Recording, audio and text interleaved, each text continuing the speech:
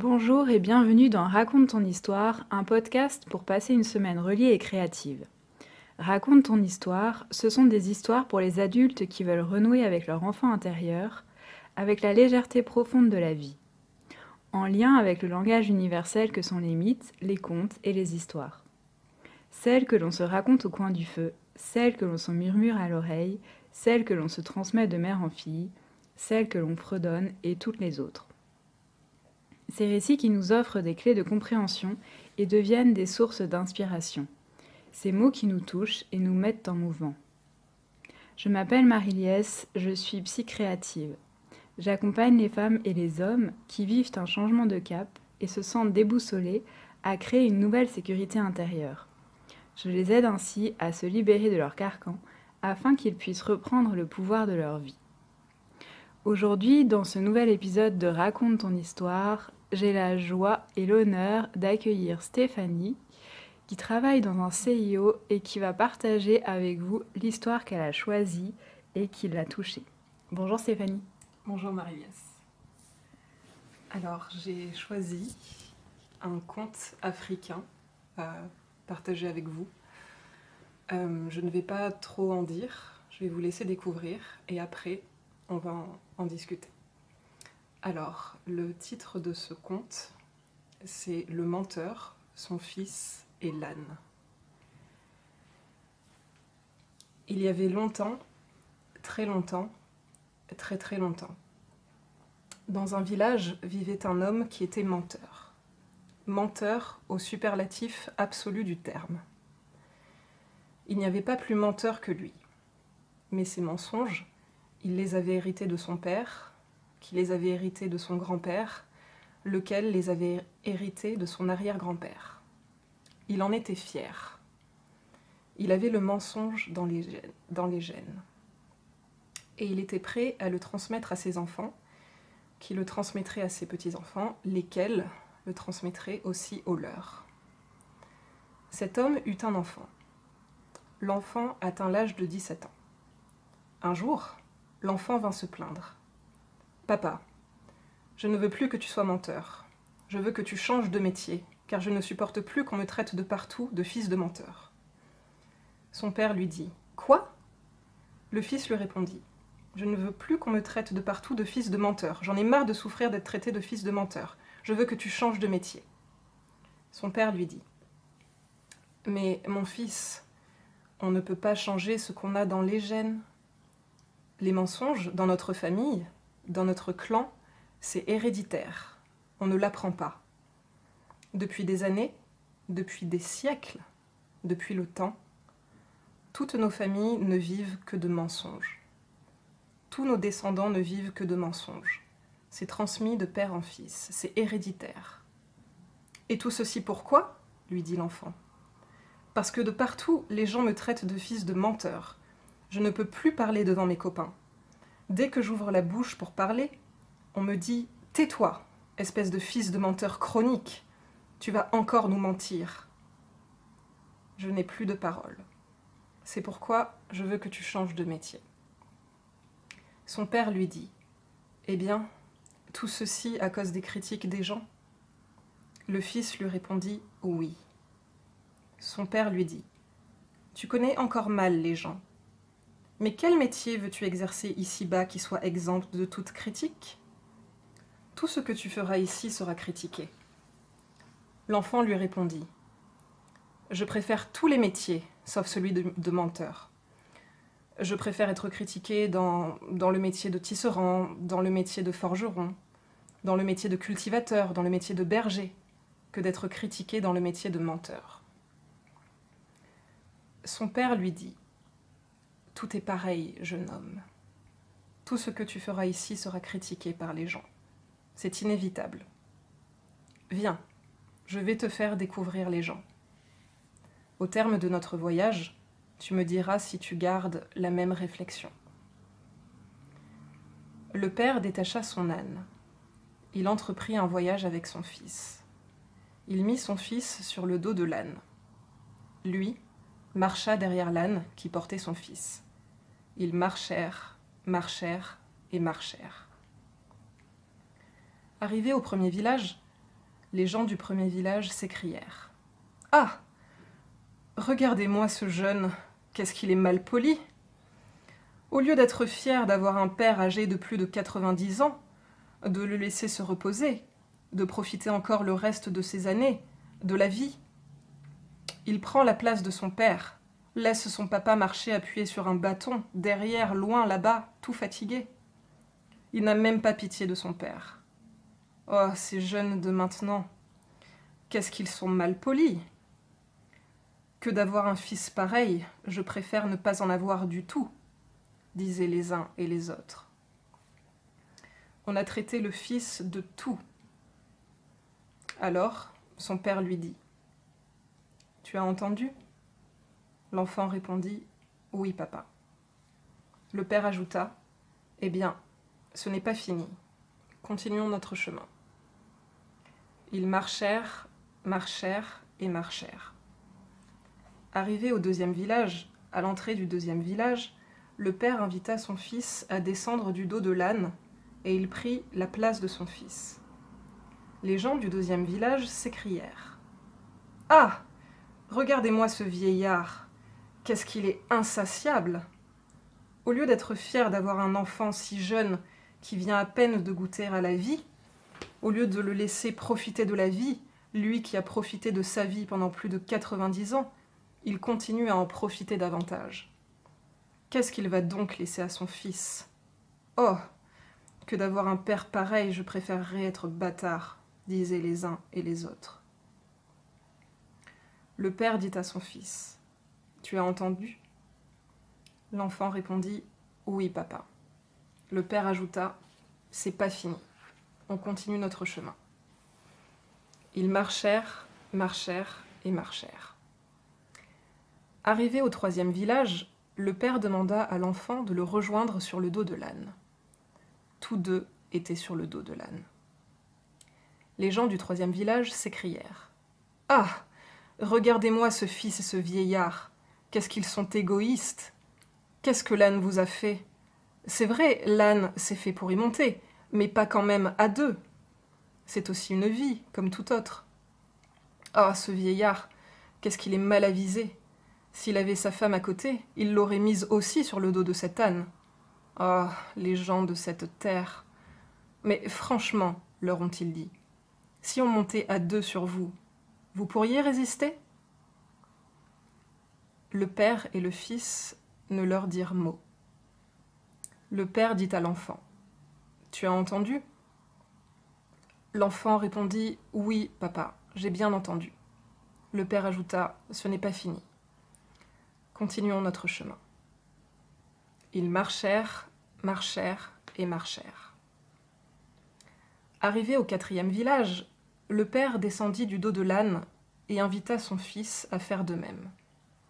Le fils descendit. Les gens du quatrième village s'écrièrent. « Ah! Regardez-moi ce père et ce fils, mais qu'est-ce qu'ils sont cons! Dieu vous donne un âne, au lieu de bien l'utiliser, au lieu de vous en servir, vous le laissez marcher tout seul, et vous êtes là à vous fatiguer. Ah! Ceux qui ont des lentilles aux pieds n'ont pas d'ongles pour les décortiquer, et ceux qui ont des ongles n'ont pas de lentilles aux pieds. Tel est fait le monde. On n'a jamais vu ça. Il y en a ici qui travaillent pendant des années, font des économies afin de se procurer un âne pour l'utiliser, pour monter dessus, alors qu'il y en a qui en ont et qui ne l'utilisent pas du tout. Oh, c'est des vrais cons, ceux-là. On les a taxés de tout. Le père dit à son fils, « Tu as entendu ?» L'enfant répondit, « Oui, papa. » Le père ajouta, « Ce n'est pas fini. Continuons. » Ils marchèrent, marchèrent et marchèrent. Arrivés au cinquième village, le père et l'enfant passèrent sous l'âne et le portèrent sur leur cou. Les gens du cinquième village, de partout, les conspuèrent et les injurièrent dans le dialecte régional. « Ouh! Venez, de partout, venez voir, on n'a jamais vu ça! Un âne qui est porté! Depuis quand? Le monde est à l'envers! Le monde est à l'envers! Un âne qui est porté comme un roi! » On a commencé à les lapider. Ils ont failli y laisser leur peau. On leur a dit « On n'a jamais vu un âne être porté. Depuis le temps des temps, c'est l'âne qui porte. C'est l'âne qui porte les bagages. C'est l'âne qui porte les charges. C'est l'âne qui porte les êtres humains. On ne vous laissera jamais élever l'âne à ce rang social. » Alors, ils ont été obligés de rebrousser chemin. On ne les a pas laissés continuer leur chemin. Rentré à la maison, le père demanda à son fils « Qu'est-ce qu'on doit faire encore? Qu'est-ce qu'il nous reste à faire ?» Le fils répondit « Rien, papa. On a tout fait, on nous a critiqués. » Le père lui dit alors, tout calmement « Tu vois, jeune homme, c'est ça les gens. Sache que tout ce que tu feras dans ta vie, tu seras critiqué. Tout métier que tu exerceras ici-bas sera critiqué. Mais si tu sais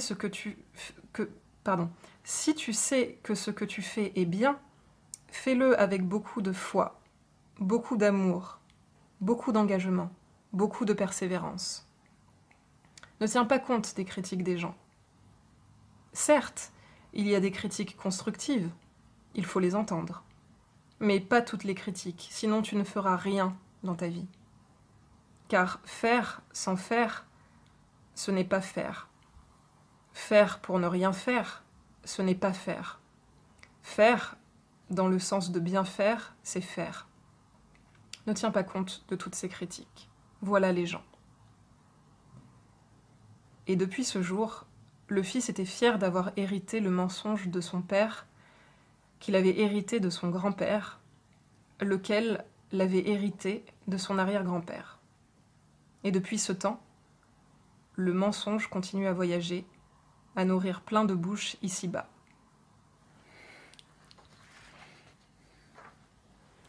Alors, ce conte m'évoque plusieurs choses. Il y a plusieurs choses très intéressantes, mais je vais me focaliser sur quelque chose qui m'interpelle et qui est finalement absent du conte. Et il m'interpelle justement parce que c'est absent.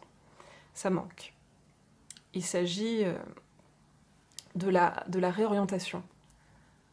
Alors ça me parle tout particulièrement parce que je travaille dans un CIO et que chaque année, il y a des centaines et des centaines de personnes qui viennent nous voir pour justement changer de voie, qui se sont trompés ou qui ont suivi les recommandations justement de leur famille, mais qui réalisent que ce n'est pas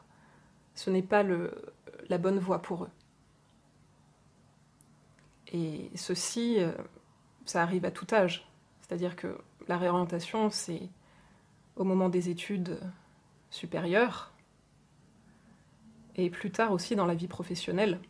On parlera alors de reconversion professionnelle.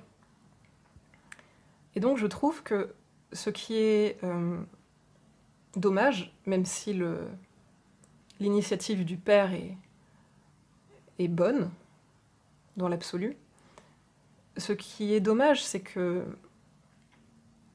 il n'explique pas à son fils que son fils, s'il ne se sent pas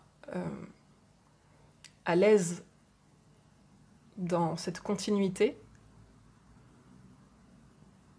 il peut tout à fait changer de voie.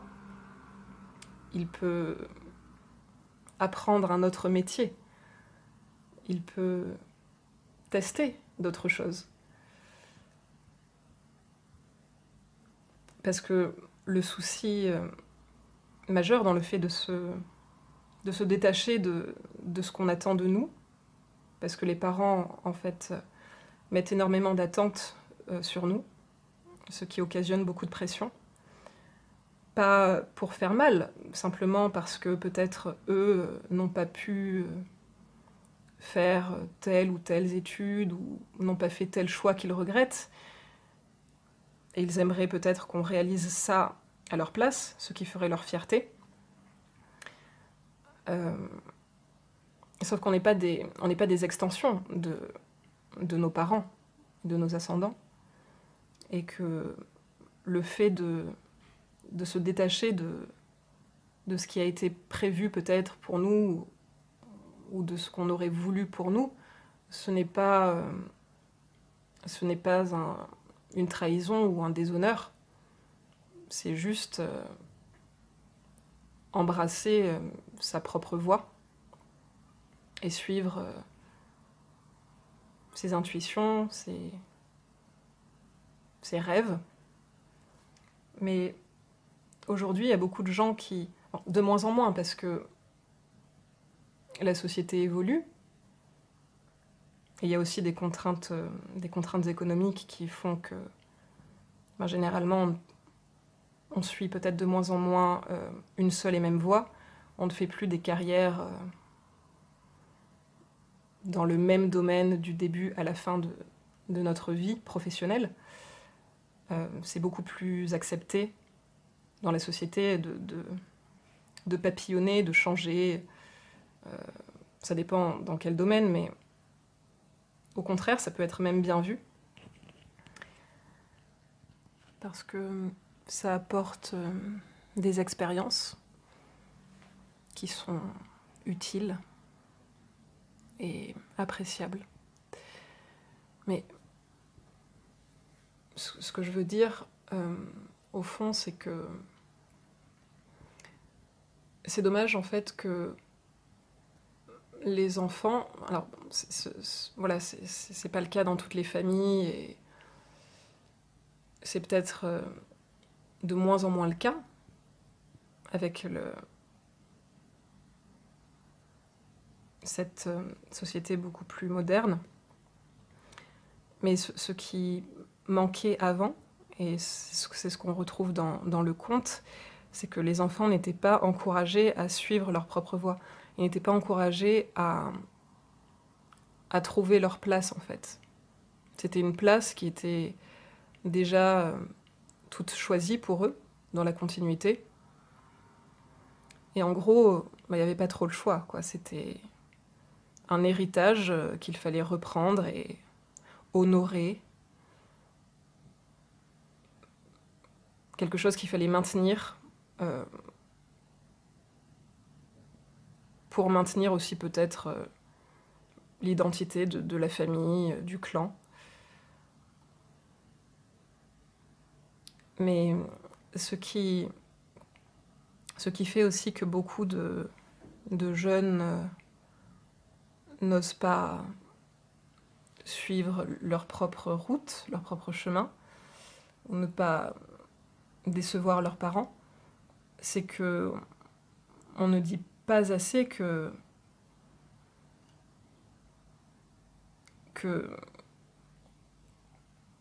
si l'enfant choisit sa propre voie, on l'aimera quand même. On l'aimera toujours, ça ne va rien changer.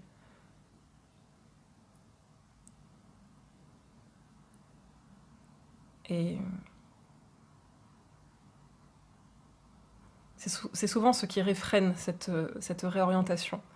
Et d'ailleurs, je trouve que c'est dommage, dans le conte, c'est totalement manquant. Et donc le fils n'a peut-être pas l'idée. Voilà, il demande à son père de changer de métier, mais en fait, c'est pas c'est pas du tout ça qu'il faut faire. Je veux dire, son père, sa vie est faite. Sa réputation est faite. Et encore, lui aussi, il pourrait changer, s'il en avait vraiment envie. On peut reprendre des études à tout âge. Je parle maintenant dans la vraie vie. On a le choix. C'est à lui, en fait, de changer. C'est à lui de se trouver, si cela ne lui convient pas, s'il n'a pas envie d'être menteur à son tour.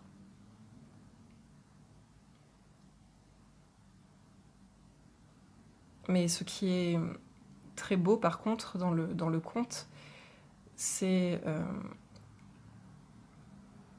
l'enseignement du père, comme quoi il faut accepter, en fait, ce qu'on est.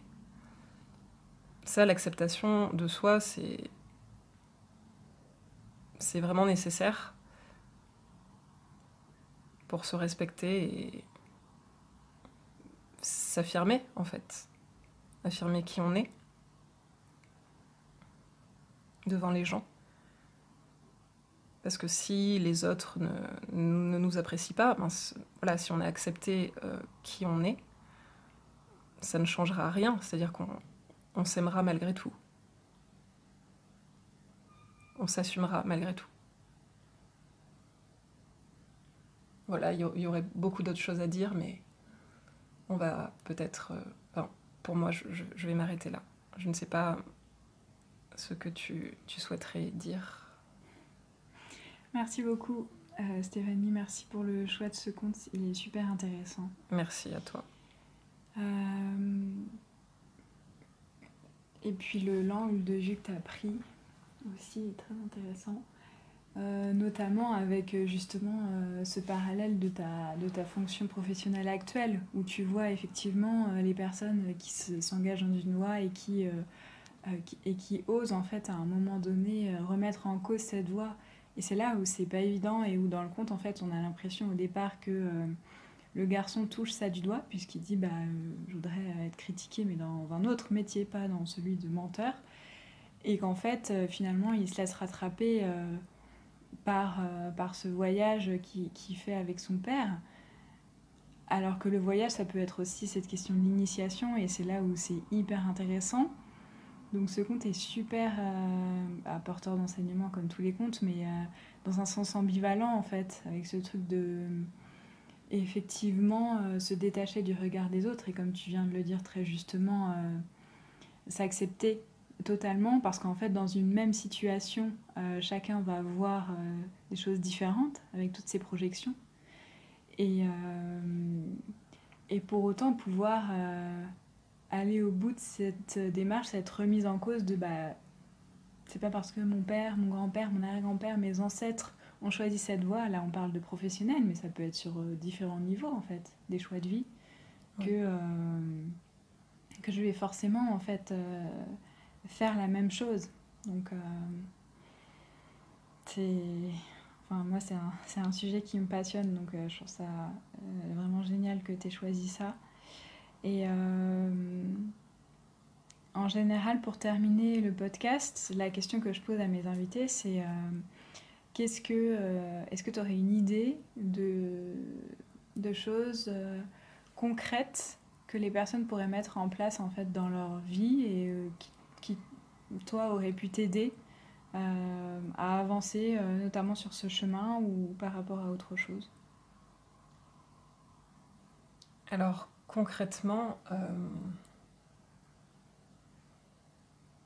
ce qui pourrait aider... Alors je ne sais pas à propos de quel... comment dire... à propos de quel angle en fait. Est-ce que c'est au sujet de l'acceptation de qui on est, hein, de qui on croit être, ou est-ce que c'est par rapport à l'émancipation en fait? Est-ce que tu as envie d'aborder l'un ou l'autre, les deux, comme tu veux? Je pense ce qui serait bon de faire pour essayer de savoir justement en fait ce qu'on veut, parce que c'est pas facile en fait de trouver sa place. Parfois on a l'impression qu'on ne sait pas qui on est, on ne sait pas ce qu'on veut, donc on ne sait pas où aller, et on reste immobile. Donc peut-être essayer de se connaître un peu plus, de se connaître. Alors après il y a plein de choses à faire pour essayer de se connaître mieux. Ce qui peut être intéressant et que j'ai fait, que j'ai expérimenté durant le confinement, j'ai écrit à des amis qui me connaissent depuis très longtemps, ou des amis très proches, intimes, et des membres de ma famille également qui m'ont vu évoluer et qui connaissent peut-être des aspects que d'autres ne connaissent pas de moi. Je leur ai demandé en fait de me donner des qualités et des défauts Et j'ai tout recoupé en fait pour voir. Enfin, alors bien sûr, il y a une cohérence, mais parfois il y a des réponses surprenantes en fait, et qui sont justes. Et ça peut aider en fait à se situer un peu. Donc ça c'est très intéressant, et avec ça, si ça nous parle, on peut aller plus loin et peut-être aussi faire des... Il existe des tests très intéressants, gratuits, euh, en ligne, qui donnent beaucoup plus d'explications, qui sont beaucoup plus poussées, et qui aussi indiquent des voies potentielles dans lesquelles on pourrait s'épanouir. Ça peut être pas mal. T'as un nom à nous donner ? Oui, alors il y a un test qui est assez connu, qui à la base a été conçu en anglais, mais qui a été traduit dans beaucoup de langues, dont le français. Et ça s'appelle donc MBTI. Donc pour le trouver, on tape simplement MBTI ou alors 16 personnalités test. En fait, c'est des... Comment dire, 16 personnalités ont été trouvées, entre guillemets, dans 4 grandes familles. Et c'est très intéressant.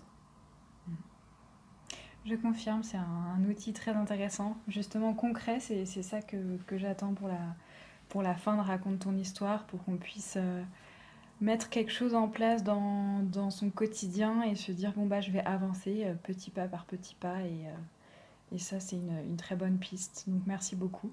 Merci à toi Est-ce que tu pour cette invitation. Est-ce que tu as un mot de la fin? Est-ce que tu as autre chose que tu voudrais dire, ou est-ce qu'on s'arrête là pour aujourd'hui? Eh bien, on a beaucoup parlé, donc je pense que pour aujourd'hui, c'est très bien. Merci beaucoup d'avoir répondu positivement à mon invitation. Je sais que c'est pas forcément un exercice facile, mais c'est tellement enrichissant pour soi, pour moi, pour les personnes qui nous écoutent.